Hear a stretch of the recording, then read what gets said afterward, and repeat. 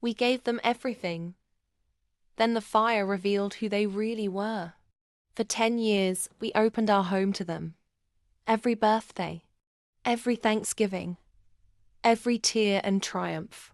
But when we lost everything in a house fire, they couldn't spare one night, one couch, one room. So I did what they never expected. The night our house caught fire, the flames didn't just consume our walls, they exposed something much darker. The truth. My husband and I had always believed in family first.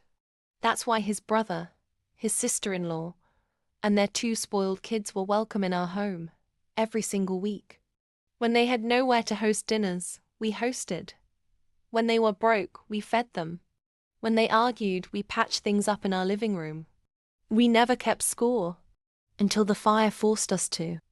The day after we lost everything, my husband called his brother, just to ask if we could stay a few nights until insurance came through. His reply, "Oh no, it's just not a good time. You know how picky the kids are. Plus, we just remodeled. We can't have clutter." Clutter. We were clutter to them. But instead of breaking down, I went quiet. Calculating. You see, the fire didn't burn my spirit. It forged it. And from those ashes, I lit a new flame. One that would torch their pride. I started small. I created a blog anonymously, Second Chances Chronicles. I wrote about our journey, our loss, and the betrayal by certain family members who shut their doors while pretending to be saints on social media. It went viral. I turned that blog into a YouTube channel, sharing our story with brutal honesty and people related. They shared their own betrayals, their own recoveries. Within a year, we had over 100,000 subscribers and partnerships rolling in. But the real revenge? I used our rising platform to launch a charity, Ashes to Hope. We raised funds to rebuild homes for fire victims like us. The story made the local paper, then regional news, then national. And who do you think came crawling back? Yep, them.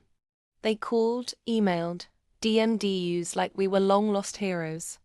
Even offered to collaborate for exposure. And when that failed, they applied for a grant from our charity. Why?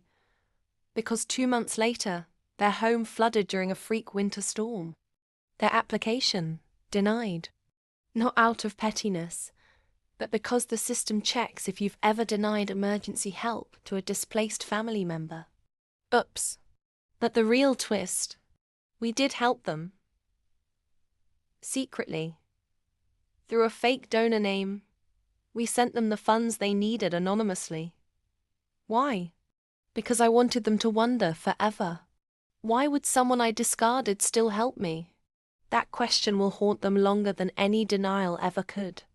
If this story hit deep, if you've ever given your all and gotten nothing back, then this channel is for you. Hit that subscribe button, turn on notifications, and join the Cold Revenge family, where we turn pain into power and betrayal into bold, beautiful comebacks.